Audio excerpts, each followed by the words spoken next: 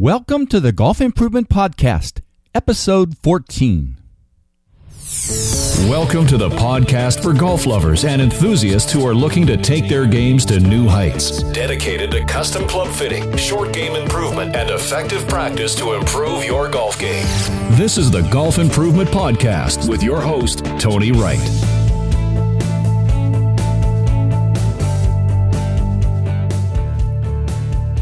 Hello, this is Tony Wright from Game Improvement Golf in Oak Ridge, Tennessee, with the Golf Improvement Podcast, dedicated to bringing you useful information on custom club fitting, short game improvement, and effective practice techniques to take your game to new heights.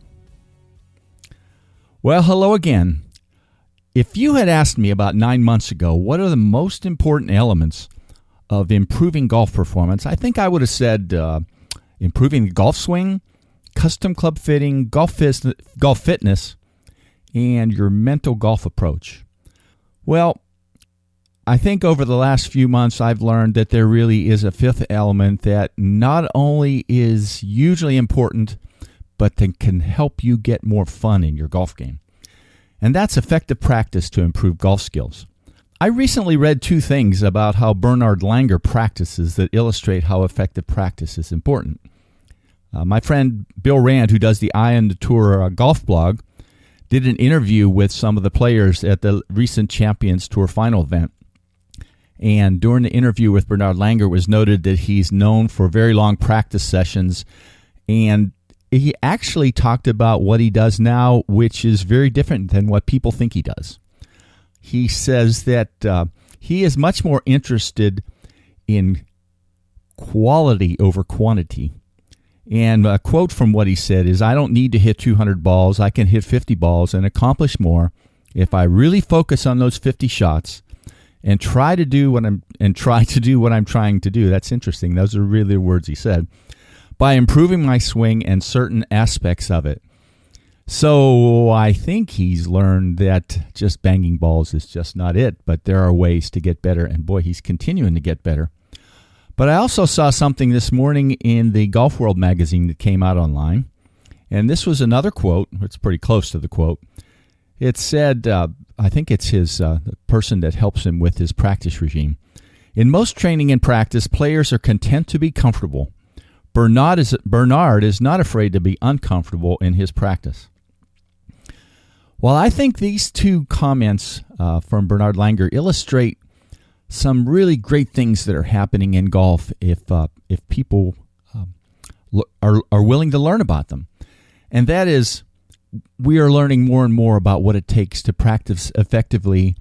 And it's not a matter of going out and hitting a lot of golf balls, but the way you practice and the timing of your practice and the difficulty of your practice and a whole range of things has a huge impact on really being able to learn new skills. I'm excited over the next few months that we're going to have 3 different podcasts that are dedicated to helping golfers understand how to practice better and improve their skills. The first one is today with Mark Guadagnoli, and he's going to talk about some of the things in his wonderful book, Practice to Learn, Play to Win.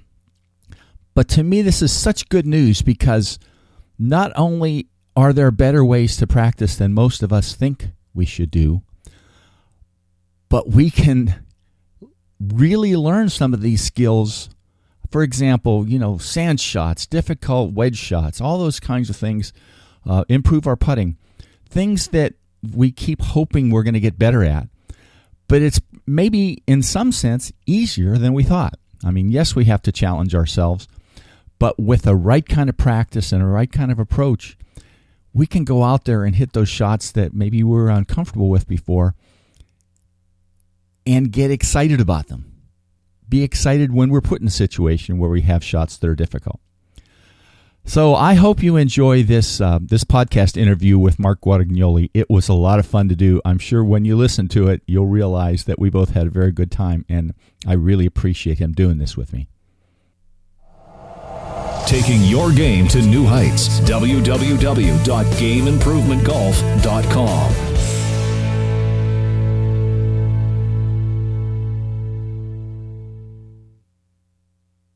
Well, this is Tony Wright with the Golf Improvement Podcast, and I am really delighted today to talk with Dr. Mark Guadagnoli. I got that close, didn't I? I told you my wife would kill me. You did a great job with it. He's currently a faculty member at UNLV, University of Nevada, Las Vegas. Actually, my brother lives in Las Vegas. And he's a senior scientist at Triad Consulting Incorporated.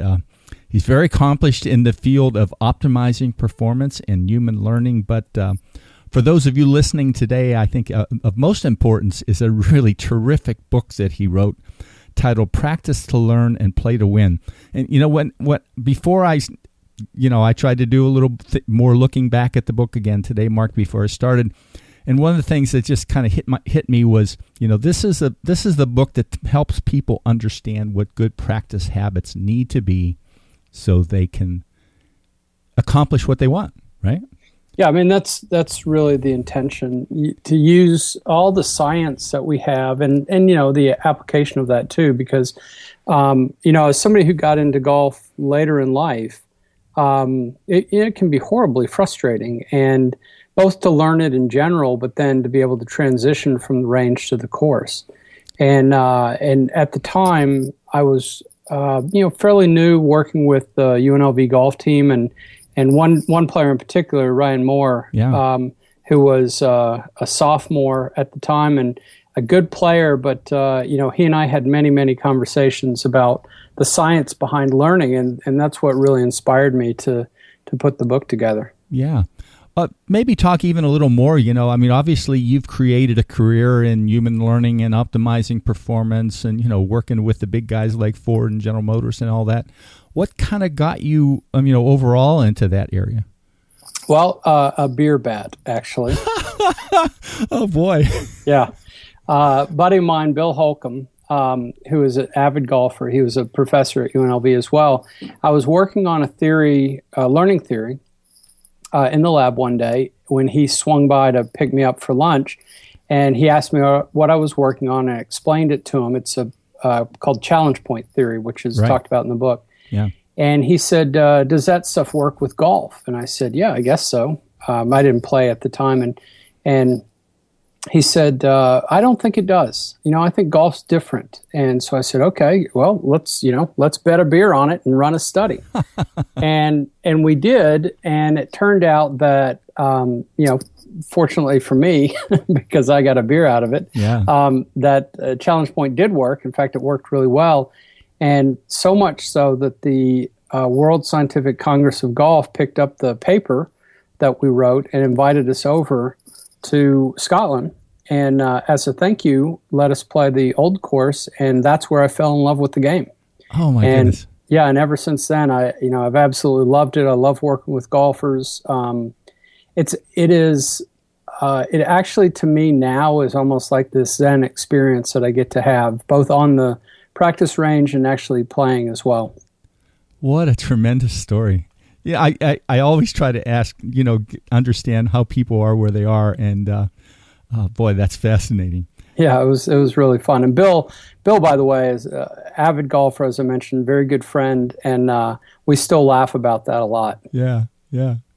Well, you talk about a lot of different things in the book. What would you say, if you're looking over the past 10 years or so, and I know you've been in this whole arena learning for at least 20 years. What do you say in the past 10 years or so have been the greatest sort of changes in understanding about how golfers should practice to improve their games? I think there's two changes. One of them is what we understand now about neuroscience.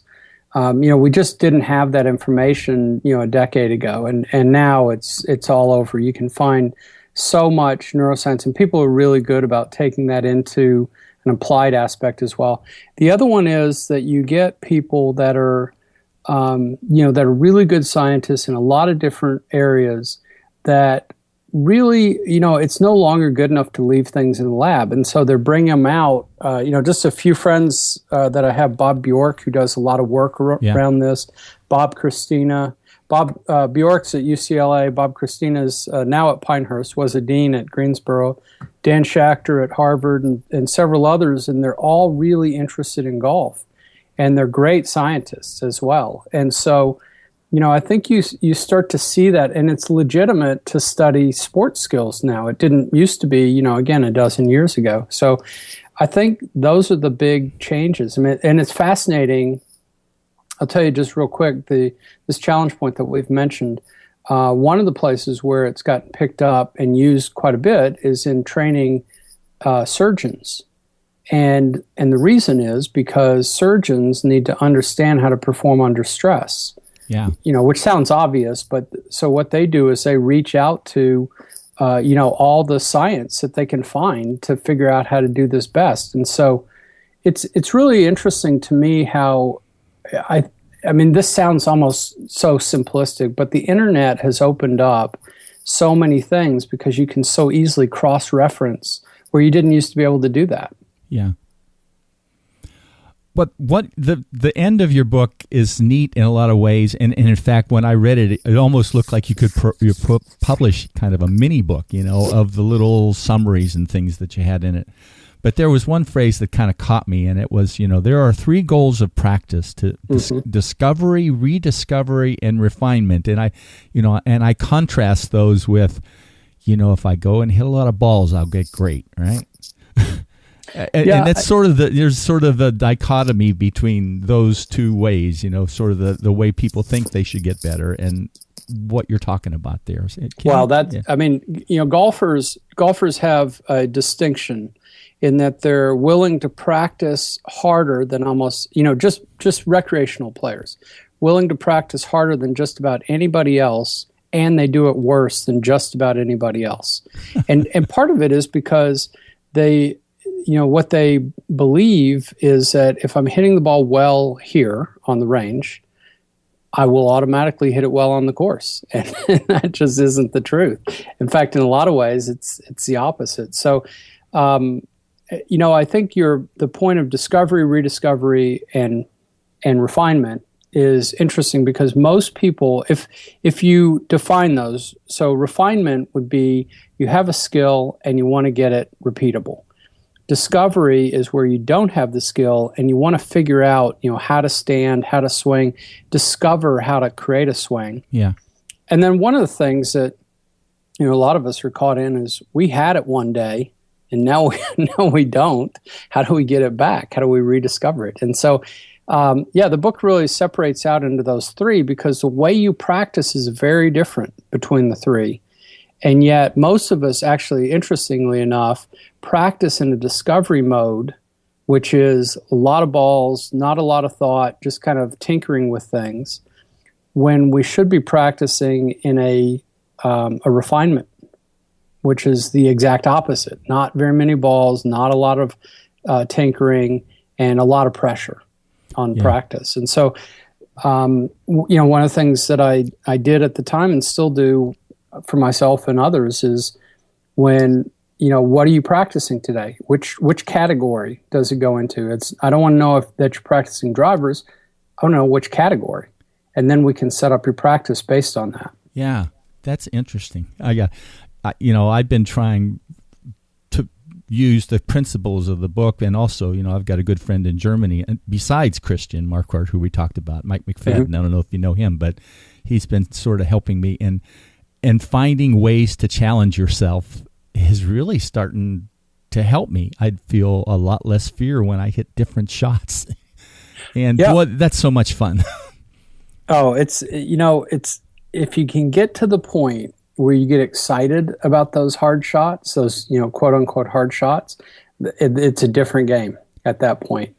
And look, the thing about it is that in theory, I mean, just kind of thinking about it, well, I'll tell you what, let me step back for a second, because there's this great quote by a Russian general named Suvorov, Major General, and from hundreds of years ago. And he said, easy preparation, hard war, hard preparation, easy war. and to some extent, that's really it. Most people will go out and create easy practice, perfect lies, the same club over and over again, et cetera, et cetera. And then they go out and it's a really hard war. But those people who are willing to challenge themselves in practice find the game typically much more enjoyable. And the trick is how much challenge, and so it's not like you have everybody do the same thing, but what's the appropriate challenge for you? And that's really what the challenge point idea is all about. Yeah, or if as you get better, change the challenges and more difficult ones and things like that. Yeah, exactly. That's great. Well, obviously, as you said in your bio to me, you've worked with a number of PGA and LPGA players, but I know also with people that aren't at that level. Maybe you can talk about some of those successes that have been maybe most gratifying, most successful. Some of those things that you'd just like to talk about. Yeah, it's interesting that you say that. Most gratifying, most successful aren't necessarily the same thing, as I'm sure you know. Yeah. A lot of probably most gratifying has been when I don't usually work with high schoolers, junior players, but every once in a while when I do, and they're a player that if I were to be completely honest, they really didn't have the stuff to play Division I college. Yeah. And we work, and they work really hard, and they get a Division I scholarship, and it's really cool to see that. I mean, that to me is most satisfying. That person may never play, probably will never play professional golf, but they go to college, they get to play in college, they get that experience, and who knows, what that opens up for them down the road. And so that's really, to me, the most gratifying. There are other players, at the other end of the spectrum. I mentioned Ryan Moore, who, as I'm sure had the most amazing amateur career, summer, really, year. Yeah. And we worked a lot together during that time, and I'm telling you, that was a different game watching him play. And I guess watching him practice too, or integrating the things that you're talking about into his practice, right? Yeah, it's interesting because a lot of the guys on the team would sort of talk about, well, Ryan hardly practices and this and that, which wasn't true at all. He was a really hard practicer, but he was really smart about it. He wasn't going to stand out and bang balls for 3 or 4 hours. And so he probably more than anybody I've known, he's been able to get more out of whatever game he brings to the course than anybody. And that's all Ryan. That has nothing to do with me. That's just who he is. And but even recently, I don't know if you know the name Derek Ernst, but Derek won, I think it was his 7th or 8th start last year.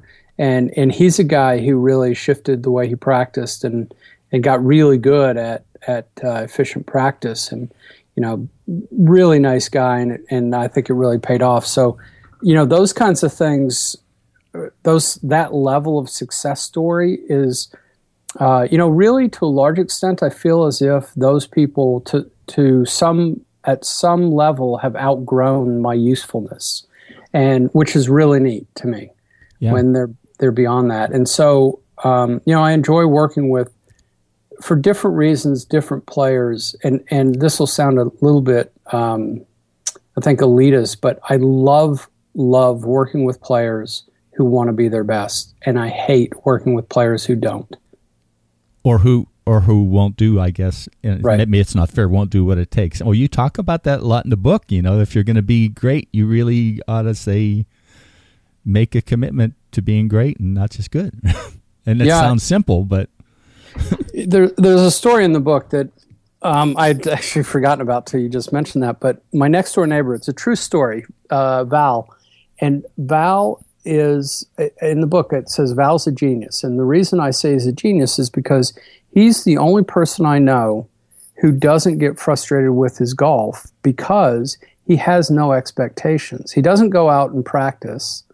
And so if he misses a shot, he basically says, hey, I deserve it. I didn't practice. And the thing is, Val's actually a pretty good golfer. He's a low handicapper, but he just, he doesn't have time. And so instead he goes out and plays and enjoys it.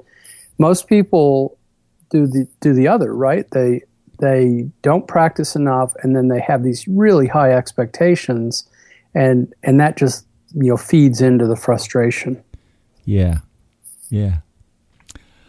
Well, let's end up a little bit, and just of course you've been talking most of the time. I love getting to listen to people like you who get just juiced about what you're doing with golfers. So thanks a lot.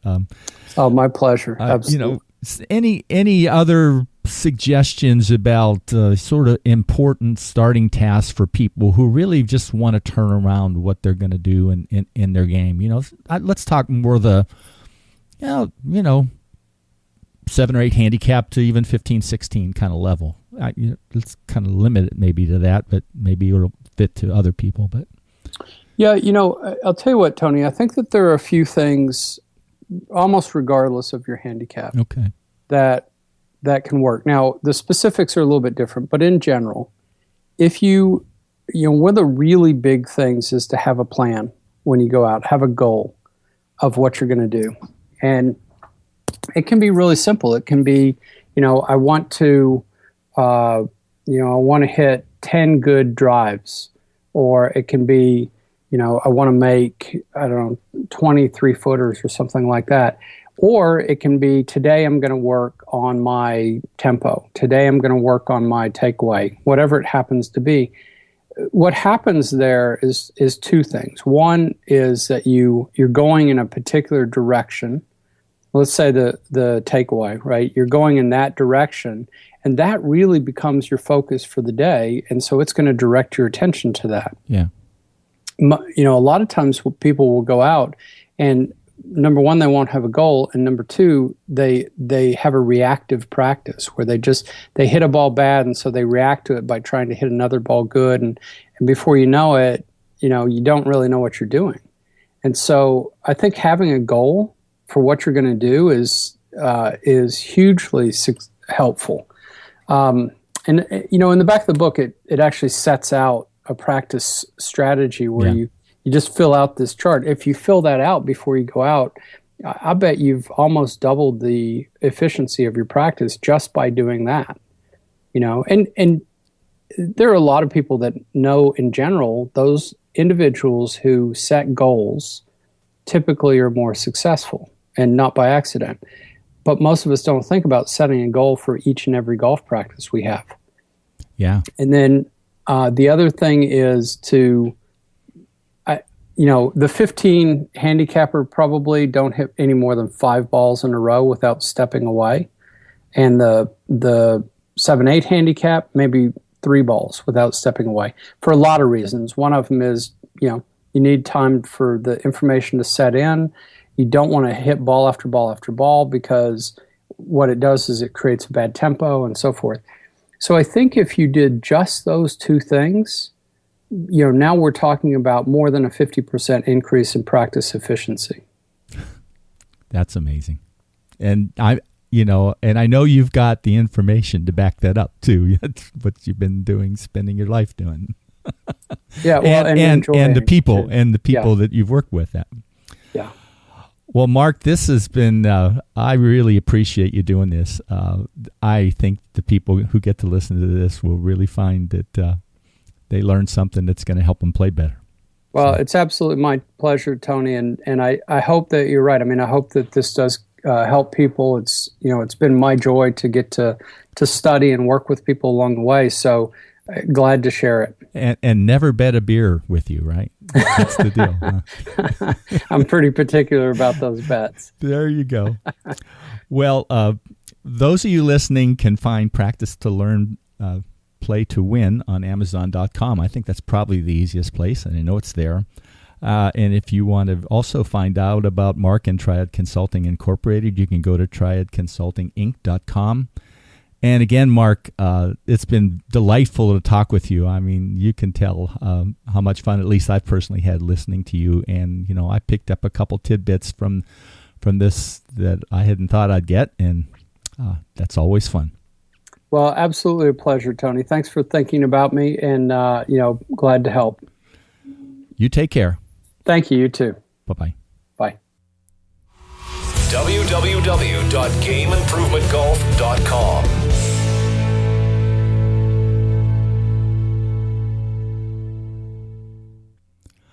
Mark, thanks again for that great interview and for helping golfers learn more about how to make their practice more effective. See the show notes for the link to his wonderful book, Practice to Learn, Play to Win. Well, for golf lovers, it's Monday, and on Tuesday at 10 p.m. Eastern Time, you can get to watch the Golf Channel and see the finals of the RE/MAX Long Drive Championships. This is always a great event to watch, and I hope many of you get the chance to do that. And if you've not done so yet, I would assume, since you're listening to this podcast, you've seen my new website. Take a look around it.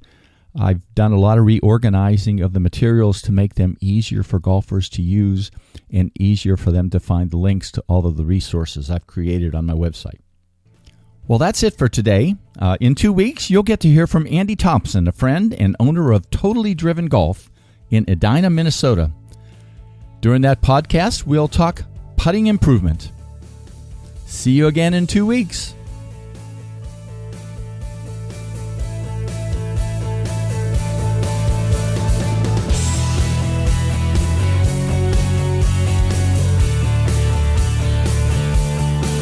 Game Improvement Golf, your source of information and inspiration to become an exceptional golfer now. www.gameimprovementgolf.com